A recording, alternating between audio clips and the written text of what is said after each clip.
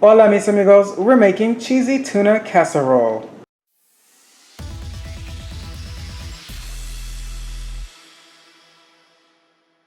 So we've prepared 12 ounces of wide egg noodles to al dente, and we have drained it. And in the same pot that we used for our noodles, we are going to add 1 cup of evaporated milk and 1/2 cup of sour cream, 15 ounces of tuna, 1 cup of bell pepper and 1/2 of an onion, 1 teaspoon of black pepper, and we're going to be using 2 cups of cheddar cheese in this recipe, but for now we are going to add half. And we just want to give these ingredients a quick stir.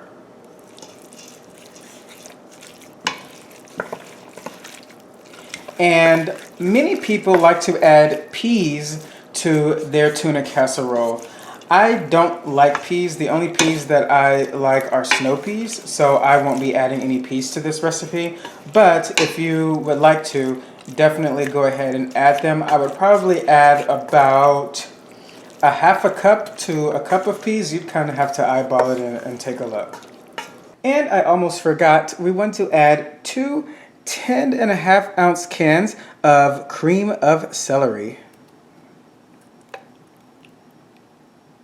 At this point, we are just going to get everything nice and mixed up, and we want to slowly add in those 12 ounces of egg noodles that we have cooked previously. You may or may not use all 12 ounces of the noodles. That's why we are going to add them in slowly until we see that our mixture has just the right texture before we transfer it into our baking dish. Okay, so we're adding half of our noodles in right now, and then we are going to give it a stir before adding the other half, and then we will keep slowly getting it all in there until we are satisfied. So I'm just going to stir this up and we'll be back. Okay, so I ended up using all 12 ounces of the pasta, and as you can see, this is what it looks like. So we're looking for a texture that's nice and wet but pretty firm. Okay,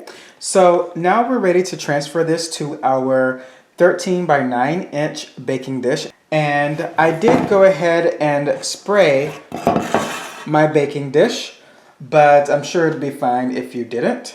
And we're just going to drop all of this in and spread it evenly.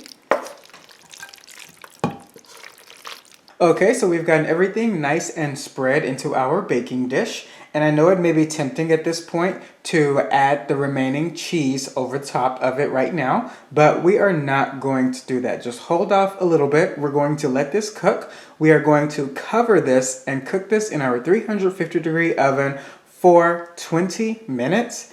And then we will return. Okay, so we've been baking covered for 20 minutes. So at this point, we can uncover it. And it is looking and smelling good. And at this point, we are going to add some French fried onions on top.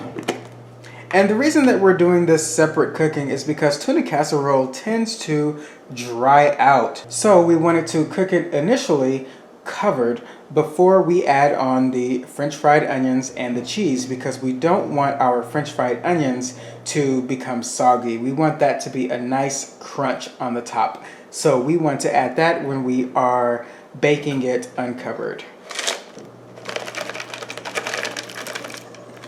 Okay, we've topped with our French fried onions. That was about 2/3 of a cup.